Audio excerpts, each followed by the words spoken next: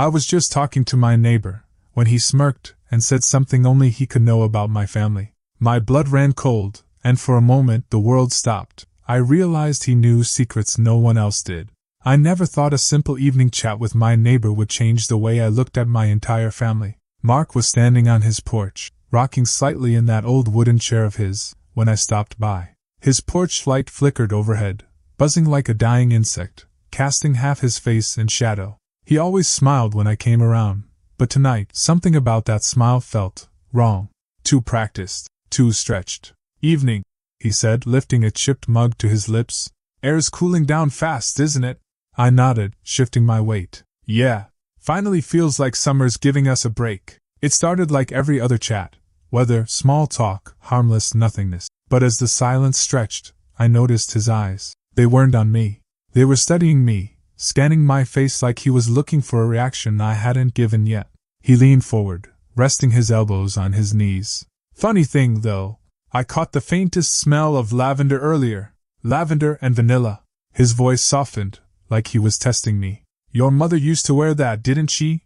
The words hit me like a cold wave. My chest tightened instantly. I hadn't heard anyone mention that perfume in years. My mother had passed when I was a teenager. That scent, sweet, warm, and comforting, was something sacred, private, only family ever knew.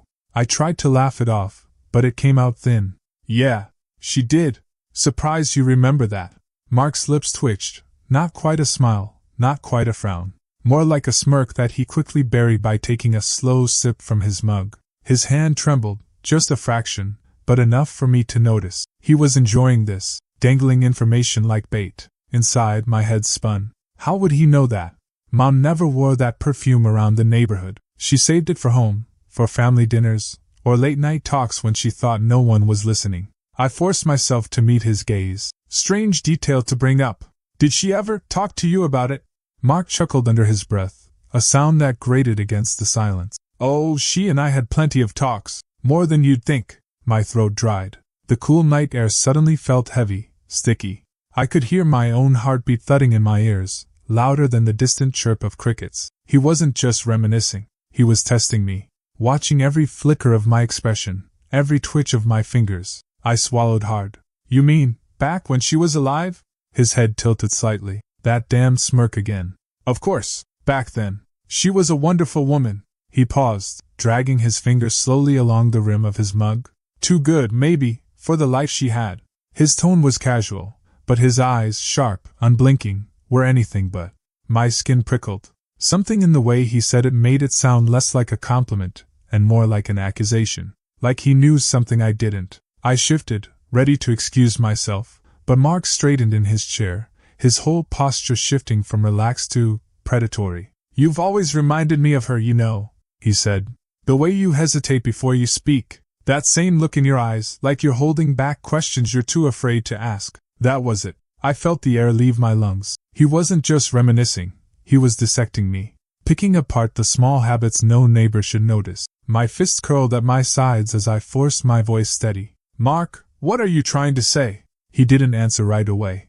Instead, he let the silence drag out, the porch light flickering above us like it might die at any second. His fingers tapped against the mug, slow, deliberate. Finally, he leaned in close enough that I caught the stale smell of coffee mixed with something metallic, maybe blood from a bitten lip. His voice dropped to a whisper, rasping with something between threat and confession. "I know what your father did." And then Mark leaned closer and whispered, "I know what your father did." My father's face turned red when I repeated Mark's words. I barely slept that night. Mark's whisper, "I know what your father did," kept looping in my head like a broken record. Every creak of the house made me flinch.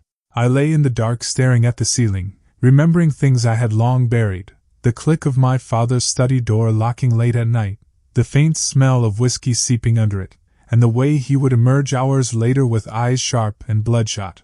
I used to think it was just stress, or maybe grief after Mom passed. But now, Mark's words poisoned those memories. By morning, I couldn't take it anymore. I had to ask. Dad was already at the kitchen table when I walked in, nursing his black coffee the way he always did, 3 spoonfuls of sugar, no milk. The smell was bitter, filling the room. He looked up at me over the rim of his mug, his expression unreadable. His newspaper lay folded beside him, untouched. I sat down opposite him, my hands trembling under the table. Dad, I began carefully. I talked to Mark last night. The corner of his mouth twitched, just a flicker, but enough to notice. He set the mug down harder than necessary, the ceramic clinking against the table. That man talks too much, he muttered. I forced a breath. He said something strange.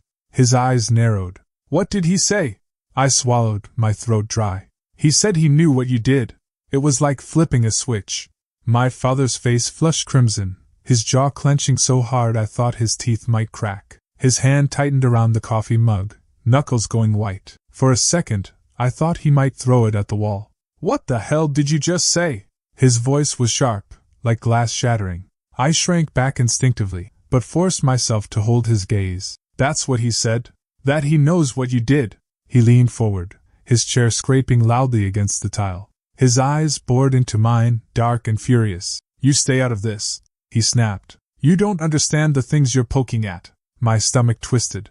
Then make me understand. His lip curled, like he was sneering at me, but there was something else there too, a flicker of fear, so quick I almost missed it. He broke eye contact first, looking down at the table, his fingers drumming fast and uneven against the wood. Dad, I pressed softer this time. Why would Mark say that?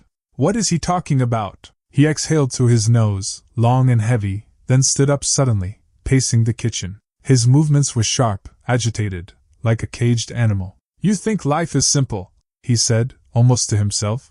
You think everything is black and white. But there are things you'll never understand. Things I did to protect this family. My pulse quickened. Protect us from what? I rose slowly, gripping the back of my chair for support. If you did something for us, why are you so afraid to tell me? That got him. He froze mid-step, shoulders rigid. When he turned, his eyes were blazing, but his voice dropped to a low growl. Because the less you know, the safer you are. The words chilled me. They weren't an explanation, they were a warning. We stood there in tense silence, only the faint hum of the refrigerator filling the room. Finally, he grabbed his jacket from the hook by the door, movements rough and hurried. I don't want to hear another word about Mark, he said, pointing a stiff finger at me. Not one. Do you understand? I nodded, though inside my mind was a storm. He left without finishing his coffee, the slam of the front door echoing like a gunshot. All day, I replayed the scene in my head. His anger wasn't just defensive, it was guilty. He hadn't denied anything. He hadn't asked what Mark meant. He just tried to shut me down.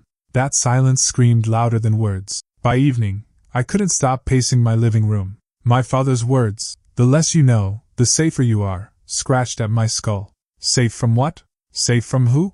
The air felt thick, suffocating, until the sound of metal clanging snapped me out of my thoughts. I went to the front door.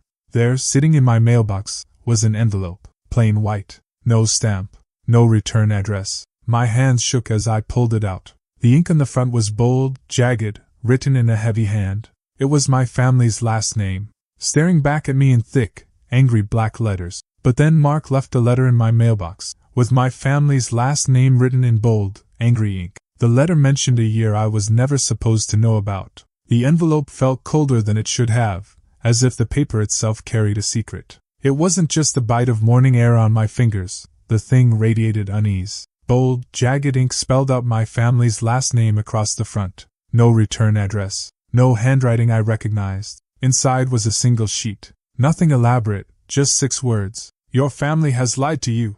Ask about 1997. I must have read that line a dozen times, the numbers bleeding into my vision like they were branded there. 1997. A year that meant nothing. No birthdays. No deaths. Just blank. A hole in our family's story. And yet, when I carried that letter into the kitchen and laid it on the table in front of my father, his reaction made my blood run cold. He looked at it once, just once, and his entire face drained of color. His fork clattered against his plate, scrambled eggs scattering. He tried to catch himself, coughing into his fist, but the tremor in his hands betrayed him. Where did you get this? His voice came out sharp, almost panicked, before he softened it, forcing calm. Who gave this to you? I leaned forward. It was in the mailbox. Why? What happened in 1997? His jaw tightened. That familiar vein pulsed at his temple, the one that always appeared before he exploded. You don't ask questions you don't want the answers to, he said, stabbing a finger toward the letter. Burn it. Forget it ever came. The way he snapped at me, like I was a child, like he was cornered, only confirmed what Mark had already planted in my head. My chair scraped back against the tile. "Why are you acting like this? What aren't you telling me?" For a second, I swore his hand twitched like he wanted to grab me, to physically silence me. But instead, he pushed his plate away, the sound of ceramic grating against the table like nails on glass. "Enough," he muttered. "You're digging where you don't belong. Drop it before you regret it." That was all I needed to hear. If 1997 didn't matter, he wouldn't be terrified. If nothing happened, he wouldn't have looked like he'd seen a ghost. But there was no way he was giving me the truth, so I went looking for it myself. The attic smelled like dust and mold, the kind of air that clung to your throat and left you coughing. I dragged the old trunk from under the insulation, its hinges groaning in protest, and inside I found it, a diary. My mother's. The leather cover was cracked, the pages yellowed, corners curling inward like they were trying to protect the words inside. I sat cross-legged on the wooden floorboards, the single bulb overhead flickering as if it too was nervous. I flipped through year after year, until I found it. 1997. Her handwriting was neat but pressed too hard into the paper, as if her hand shook while writing. "He came again tonight. I could smell the whiskey before I heard the door. Robert doesn't know, or maybe he pretends not to. But I can't keep living like this. If anyone ever found out." I froze, the words blurring as if my brain refused to process them. Who was he?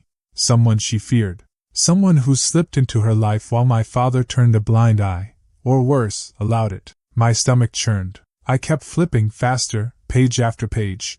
But the entries from the end of that year were different, shorter, more frantic. "I don't feel safe anymore. He said it was my fault. If anyone asks, I'll deny everything." And then, the diary stopped. Not cleanly, not like she just abandoned it. The next page had been ripped out, torn jaggedly, fibers sticking up like broken teeth. I stared at that raw edge of paper, my pulse thundering in my ears. Someone didn't want me to see what she wrote. Someone went into this trunk, opened this diary, and removed that exact page.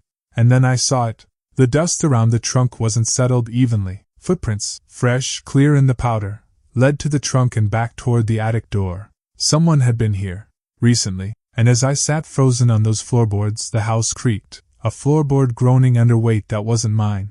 And then I noticed the diary page had been torn out, by someone still in the house. Uncle Robert looked at me like I was opening a door to hell. It took me 3 tries to dial his number. My fingers shook so hard I kept hitting the wrong buttons. The line rang longer than I thought it would, long enough for me to consider hanging up. And then a voice broke through the static, raspy, older, worn down. "Hello? Uncle Robert?" My throat felt dry just saying it. "It's me." Silence stretched on the line, heavy and suffocating. I almost thought he'd hung up until I heard the faint sound of his breathing, shallow, uneven. "You shouldn't be calling me." His voice trembled. "Not about this. Not about him." That single word, him, made my stomach tighten. He didn't even have to say who. "I got a letter," I whispered. "It mentioned 1997. Dad won't talk about it. But you know, don't you?" The line went quiet again.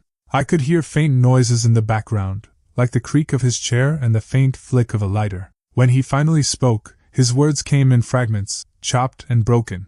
"Don't ask questions you can't handle. Uncle, you don't understand what you're pulling at. Some doors," his voice cracked, "they stay shut for a reason." I pressed the phone harder against my ear, my pulse hammering. "What happened in 1997? That question seemed to shake him. His breathing grew faster, uneven, until he exhaled a trembling sigh. "That was the night," he whispered. "The night everything changed." A coldness spread through me. "Changed how?"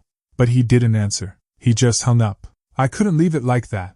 2 hours later, I found myself standing on his porch.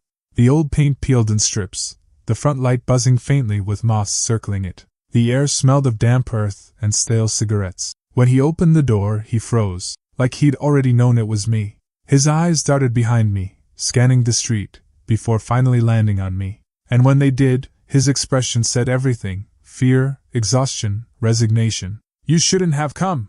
"I had to," I said, stepping inside before he could stop me. "You know something about Dad.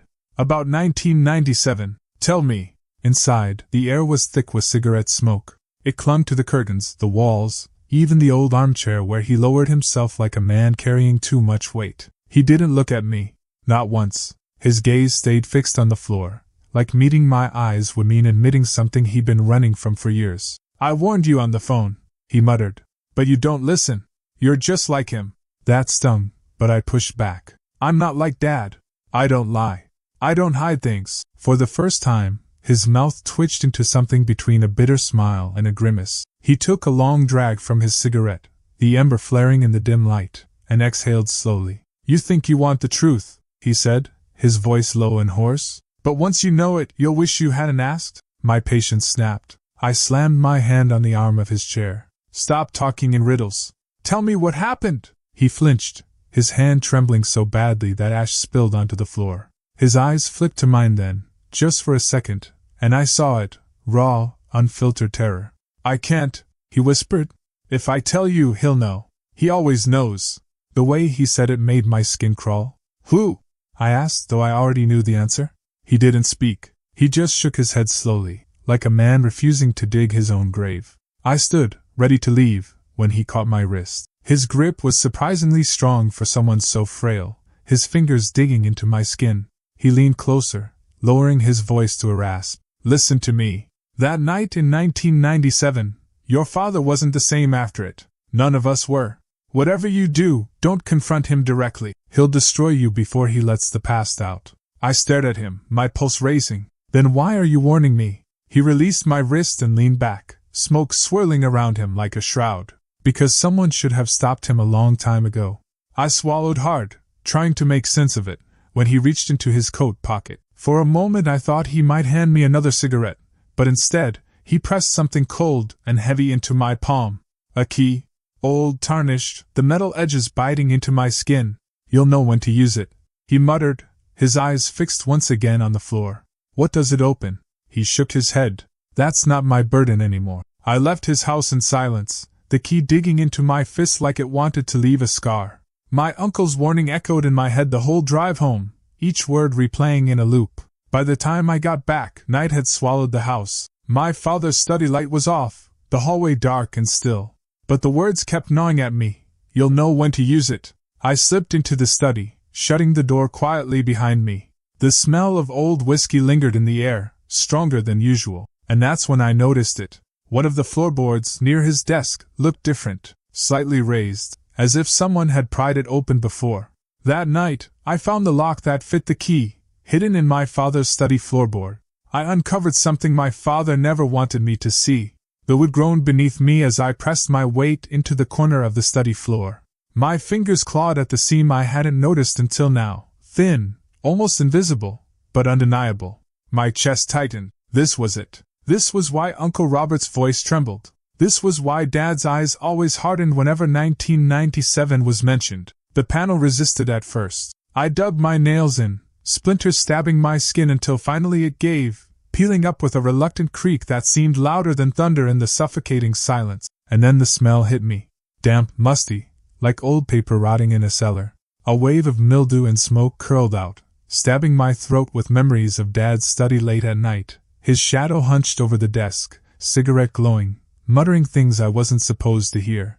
Inside, stacked neatly as if placed with ritual precision, were letters, dozens of them, yellowed with age, corners chewed by damp. Next to them, photographs, their edges curled, faces frozen mid-smile. And then my breath snagged. A bracelet, silver dulled by time.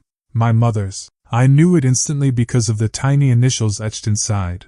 E.R. Elena Rose. She never took it off when I was a child. But after 1997, it vanished. She told me it was stolen. "No," I whispered, voice shaking as I held it up, the cold metal pressing into my palm like ice. "No, no, no." My knees gave out, and I sat on the floor, clutching it, as the truth I hadn't asked for bled into me. I forced myself to read the first letter. The handwriting was blocky, jagged, pressed so hard into the paper it nearly tore. "You don't get to walk away from this deal. You know what's at stake. You think you can hide behind family? Think again. We don't forgive betrayal. No names, just venom." The next letter had more. A name scrawled in the margins. Carter. Another. Daniel. Strangers to me. But then, in the third letter, another name emerged, one I couldn't pretend away. Mark. My hand shook as I turned the page, smudging the old ink. Mark, my neighbor, my father's best friend, the man who smiled at me every morning growing up, mowing his lawn, calling out, "Good kid, good heart." The letters weren't vague threats anymore. They were commands, meetings, demands for silence. And over, the name Mark was linked with my father's. My chest thudded so hard I thought it might split me open. "This can't be real," I whispered. "This can't." I tore through the stack, desperate for something, anything, that would make sense, that would prove it was all a misunderstanding. And then I found the photograph. I froze. My skin prickled as though the air itself had turned against me. It was my family. Me, a child of maybe 7, standing between my mother and father. My dad's hand rested stiffly on my shoulder, my mother's smile forced but strained. And next to them, smiling wide, hand gripping my father's back, was Mark. His eyes, cold, possessive, proud, almost, like he wasn't standing beside us, but owning us. I dropped the photo, my stomach turning inside out. I pressed the bracelet to my chest and tried to breathe. Memories clawed their way up, my father telling me, "Stay away from Mark if you ever feel uneasy." His voice, low, urgent, warning me without words. And me, stupid, naive, thinking he was just being paranoid. He wasn't. The floor seemed to tilt under me as the weight of it all pressed down.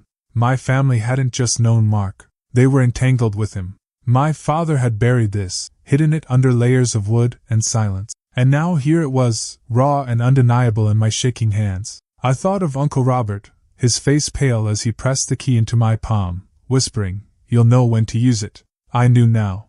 But before I could process more, before I could even decide whether to burn the letters or confront the ghost in them, the sound split the silence. Ah-ring, ah-ring, the phone on Dad's desk. I jolted, heart thundering. Who would call at this hour? My trembling hand reached out, hovered, pulled back. Then I forced myself to grab the receiver. "Hello?"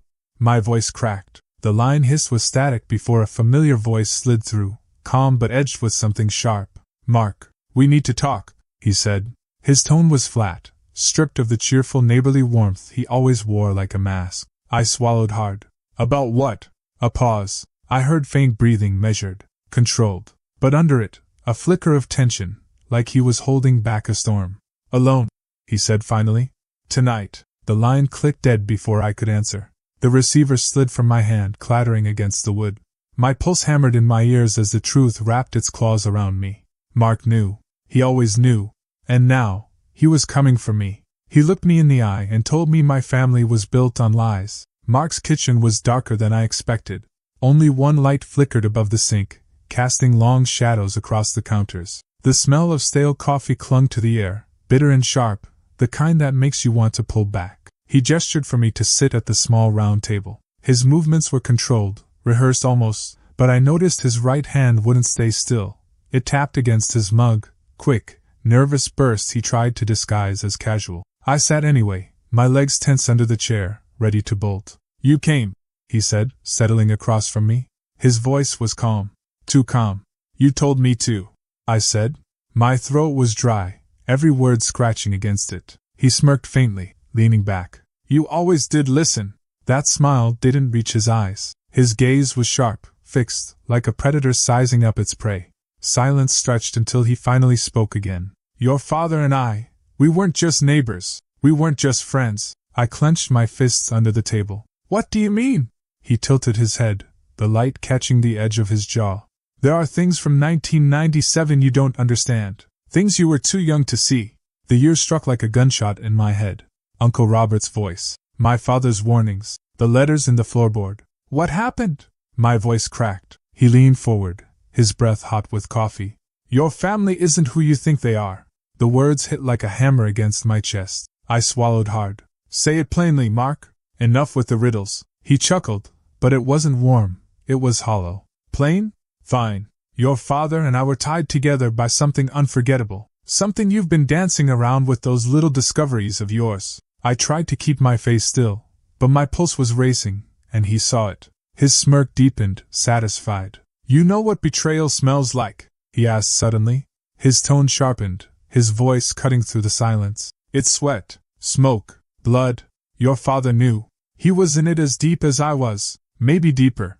I shook my head. "You're lying." His jaw twitched. Just for a second. He leaned back slowly, as though forcing himself to relax. You don't want to believe me, and I get that.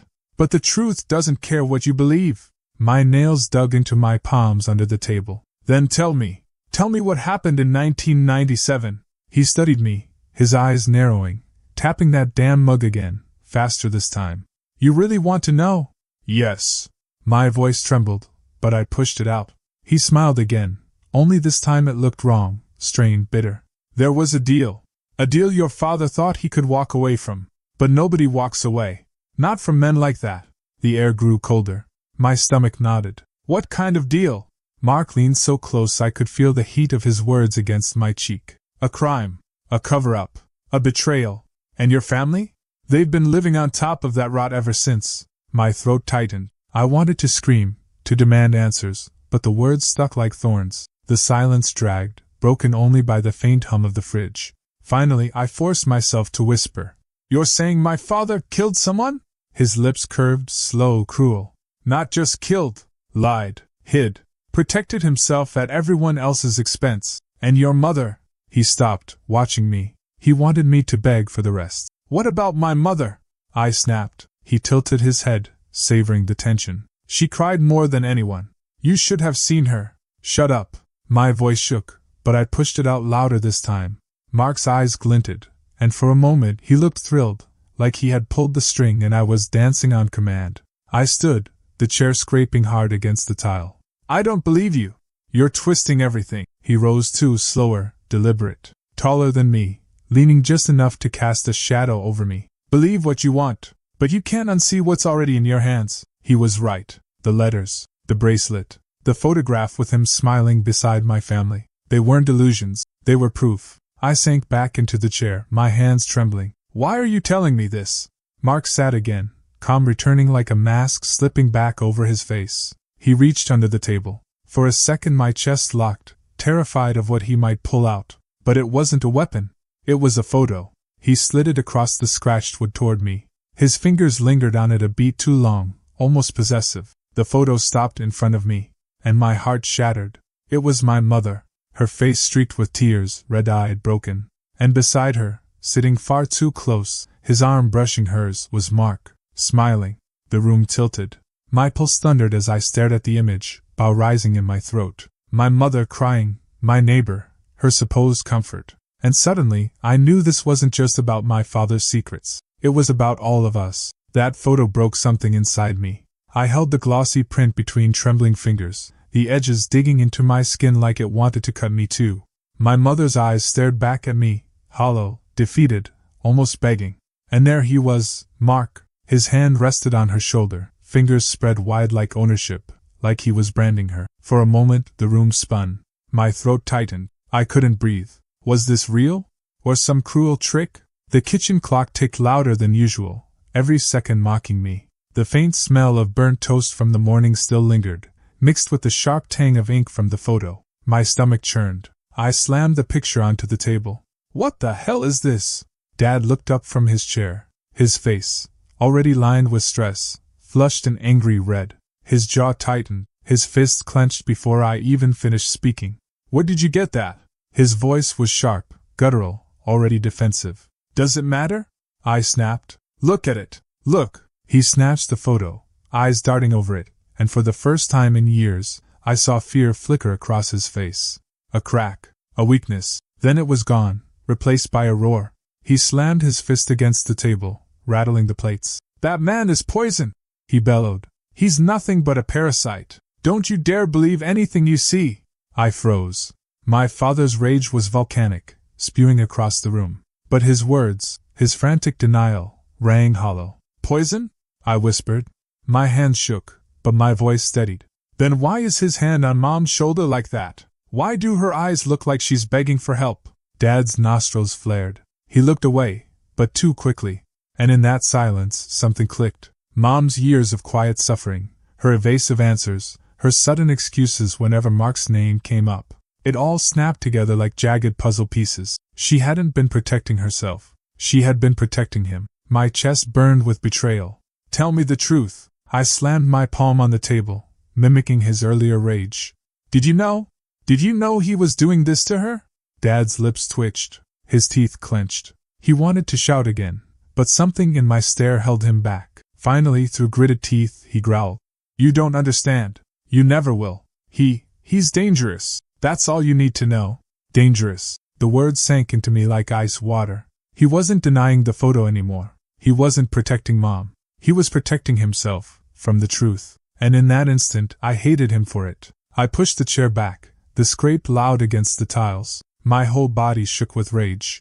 All these years, you let her suffer. You knew, and you let him stay close. You're as guilty as he is. Watch your mouth. Dad shot up from his seat, towering over me. His face loomed inches from mine, hot breath hitting my skin. Don't you dare speak to me like that in my own house. His eyes were bloodshot, wild. For a terrifying second, I thought he might hit me. His hand twitched, just slightly, but enough. I didn't move. Inside, I was screaming, but outside, I forced myself still. If he hit me, I'd wear that bruise like a badge of truth. But then he stepped back, chest heaving, veins pulsing at his temples. Go to your room, he muttered. I don't want to hear another word. I should have left it there. But silence? No, not anymore. You're a coward, I spat, voice low but sharp. And Mom paid the price for it. He froze.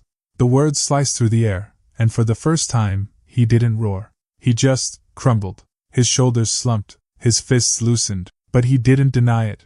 Not once, and that silence was louder than any scream. That night, lying in bed, I stared at the ceiling. My chest still burned, but not from fear anymore, from something else, something darker. My thoughts raced, sharper with every passing second. Mom's face in that photo, her pained eyes, Mark's hand, Dad's silence. They thought I would stay small, that I'd swallow the lies like I always had, that I'd keep quiet, keep broken. But something inside me had shifted. I wasn't just a victim anymore. I whispered it into the dark. No more. The sheets felt heavy, suffocating. I kicked them off, sat up, and pulled my notebook from the drawer. My hands still trembled as I flipped it open, but there was fire in them now. I clicked the pen. One word, then another, scratched onto the page like carving into stone. Plans, names, steps. Every second, the rage sharpened into clarity. I couldn't save my mother's past, but I could destroy their future.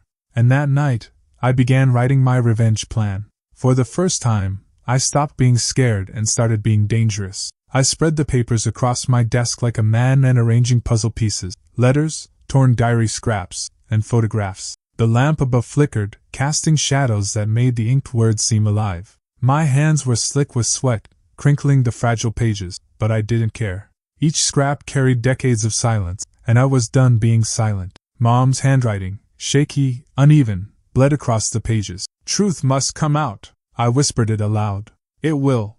My phone buzzed on the table. I snatched it up and hit record before answering. Hello? Mark's voice slithered through the speaker, smooth but tight, like a snake coiling. I hear you've been asking questions you shouldn't. My pulse spiked, but I forced a steady tone. Funny. I was about to say the same thing about you. A pause, a soft chuckle.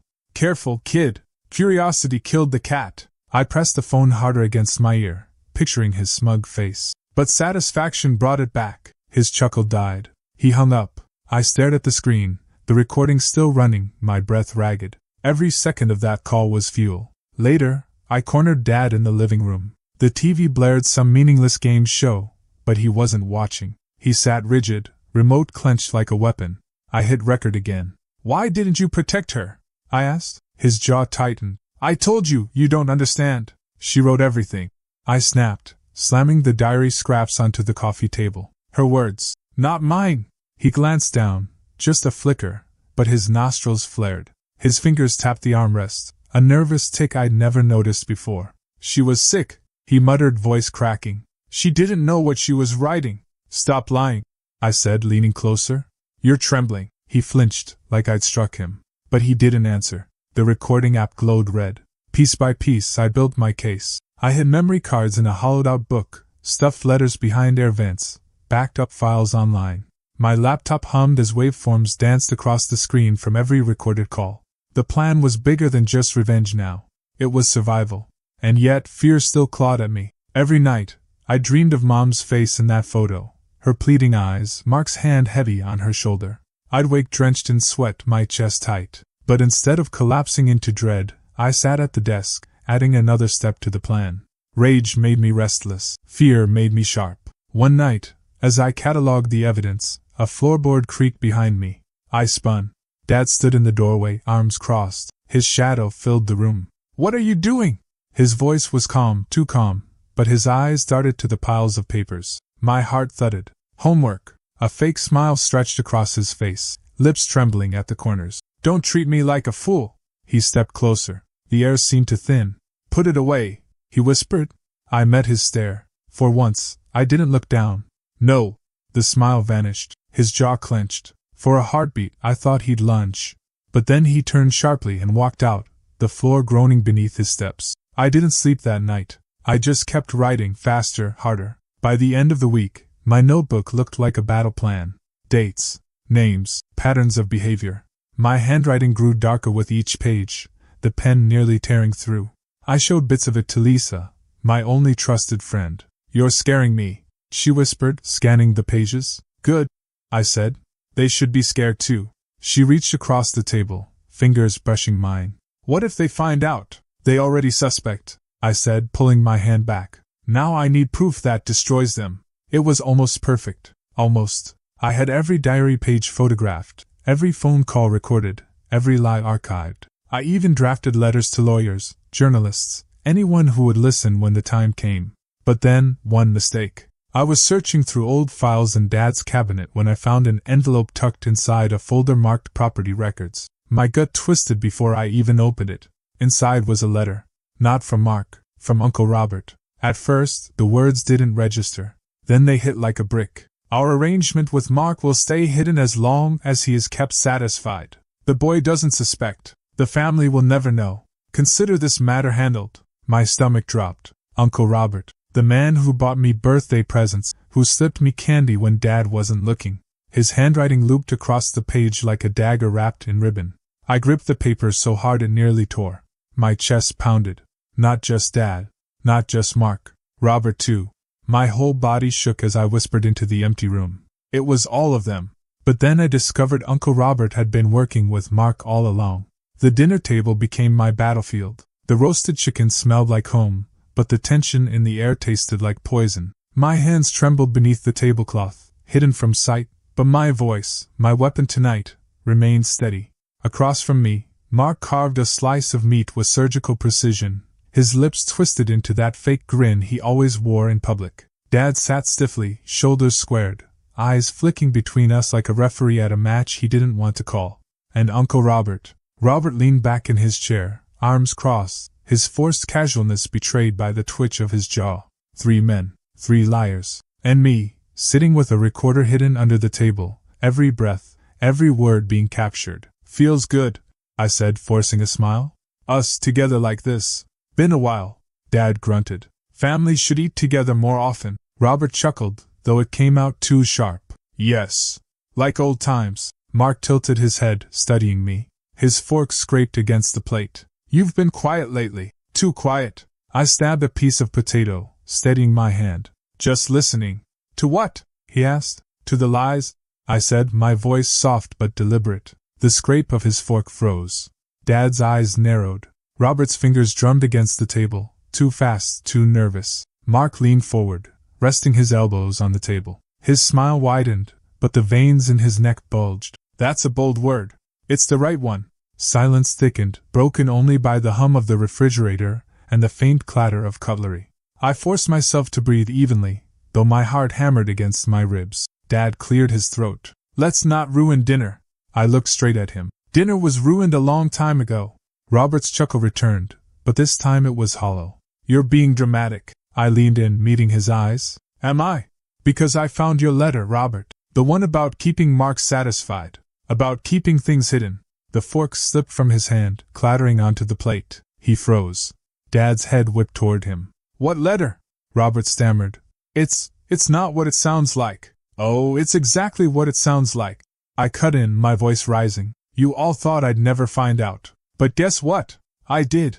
Mark smirked again, but this time it faltered at the edges. "So what? You think you can scare us with scraps of paper?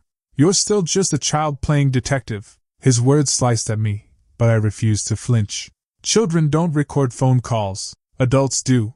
I slipped my hand into my pocket, brushing against the small device humming there.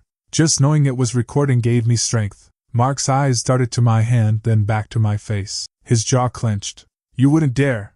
Try me. The roasted chicken sat untouched now, steam rising like smoke from a battlefield. My mother's empty chair at the head of the table seemed to watch us. I turned to Dad. You always said Mark was poison. You screamed it. But you let him stay.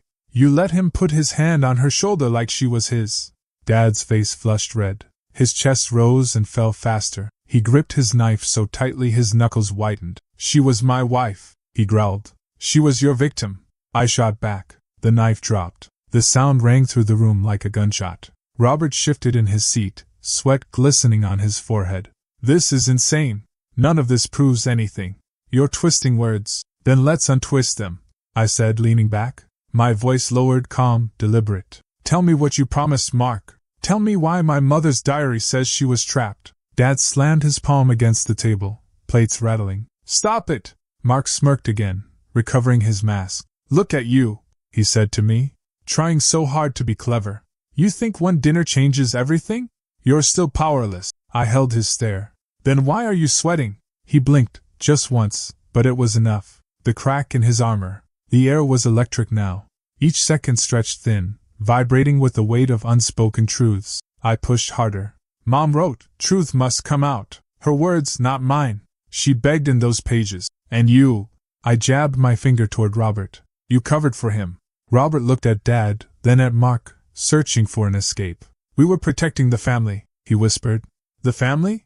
My laugh came out sharp, almost manic. You destroyed it. Dad's fists trembled on the table. His eyes locked on me, veins bulging in his temples. For a terrifying second, I thought he might hit me. But instead, he turned on Robert. You promised me, he roared. Robert stuttered. I did what I had to. Mark interrupted, his voice cold. Enough of this farce. He turned to me. You think anyone will believe you? You're unstable, obsessed. You'll look like the crazy one. I smiled, though my hands still shook under the cloth. Funny. That's exactly what guilty men say. The tension snapped. Dad shot to his feet, his chair scraping violently against the floor. His fist came down on the table with a thunderous crack, glasses tipping, water spilling across the chicken. His face twisted with rage, but beneath it, fear. Fine, he bellowed, voice breaking. I'll tell the truth. And then Dad slammed his fist, shouting. Fine, I'll tell the truth. The truth spilled out in screams and broken voices. Dad's fist still trembled on the table, echoing like a heartbeat in the tense silence. His eyes were wild, veins bulging, as though the rage within him was both weapon and chain. Fine, he shouted, voice breaking. Fine, I'll tell you everything. Mark leaned back, smirk fading, his perfectly controlled posture collapsing into a tense shuffle.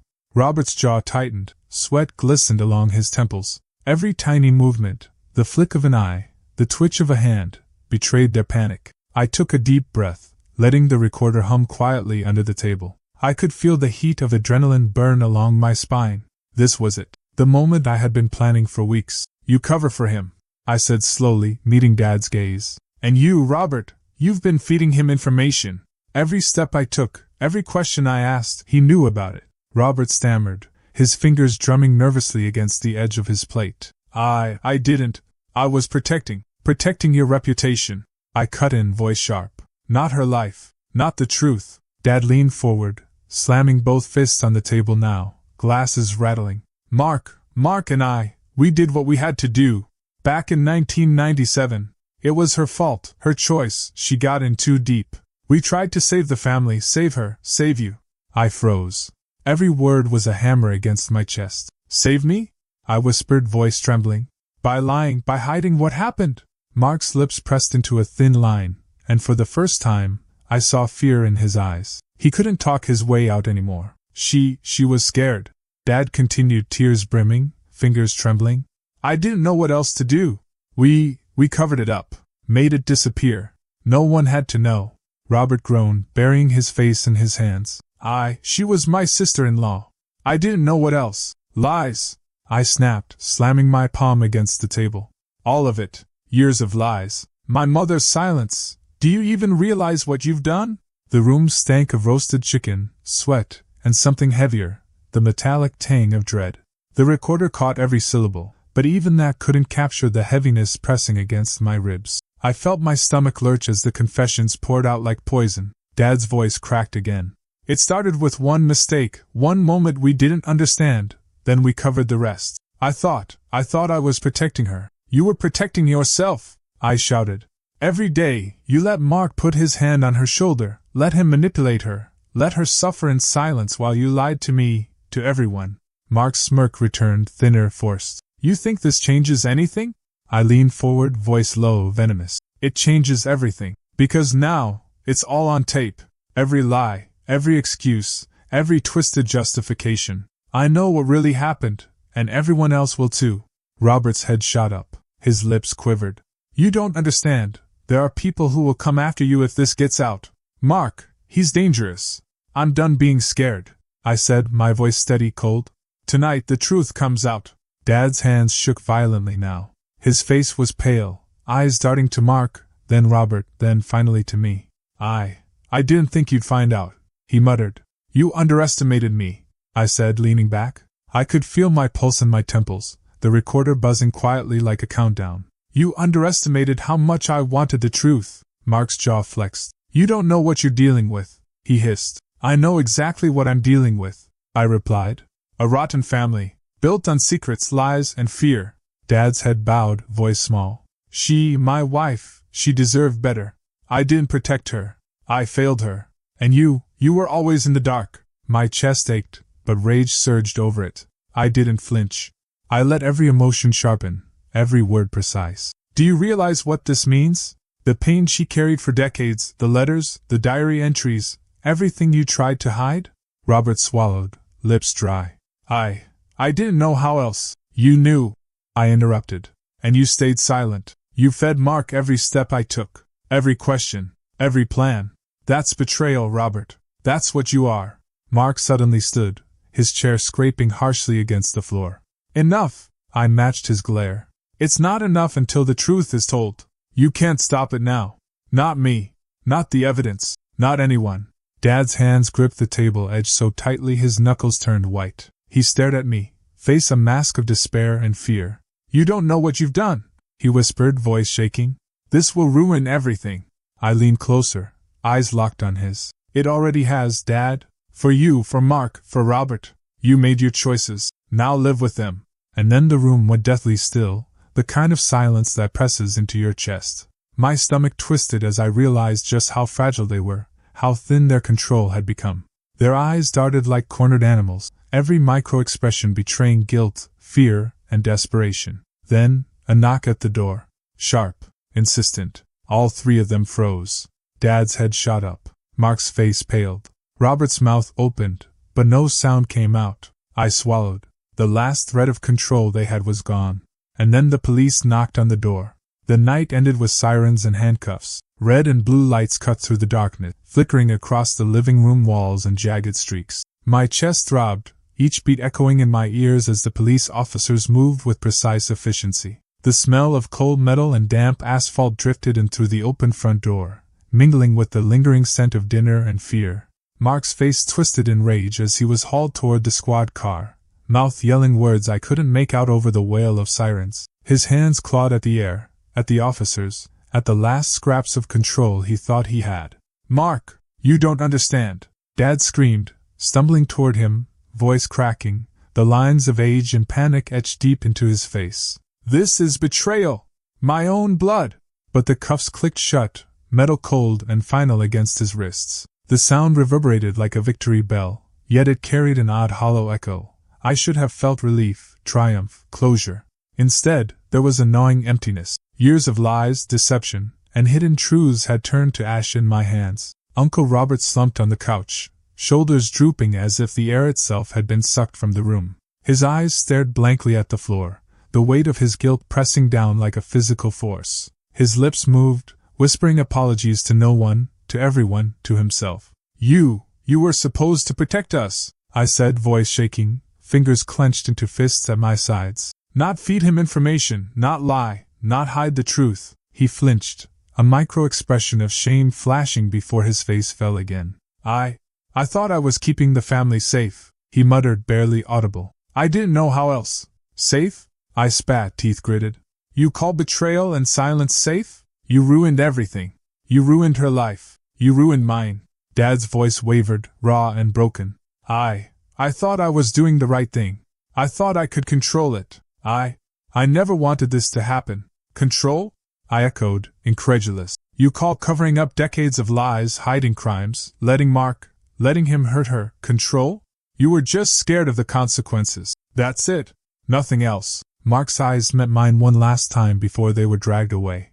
A mixture of rage, fear, and defiance burned there, and I felt a flicker of the old terror I'd carried for so long. Yet he was powerless now. The illusion of dominance, of untouchable strength, had been shattered. The officers led my father toward the patrol car. His hands trembled violently in the cuffs. My son, please, he whispered, voice breaking. I never meant for it to go this far. I wanted to scream at him, cry, hit something, but the exhaustion hit first. My body shook as all the adrenaline drained, leaving a hollow, raw ache. Justice was here, yes, but it wasn't enough to heal the years of pain. Not yet. I moved to close the front door behind Mark and Dad, the metallic scent of the cuffs lingering in my nostrils. Uncle Robert still sat slumped, and I realized he was the only one left in the room who hadn't been taken, but his spirit was as handcuffed as theirs. You'll live with this, I said, voice low and steady. Every second, every memory. You can't run from the consequences anymore. He swallowed, dry lips trembling. I know. I wandered to the dining room table, running a hand over its surface where the dinner had been, the trap I had set with meticulous care. The faint smell of roasted chicken still lingered, oddly comforting and bitter at the same time. The hidden microphones, the recording device, the evidence I had meticulously gathered, all of it had worked. Every whispered word, every lie, every confession was now documented. My hands shook as I picked up the recorder, listening to the playback of their voices, the cracks, the guilt, the panic. Every syllable was a dagger, yet a necessary one. I let the device sit in my lap, the hum of electricity quiet but insistent, a reminder that the truth had finally been captured. The night air pressed against the windows, cool and clean. Sirens faded into the distance, replaced by the eerie stillness of a home stripped of its power.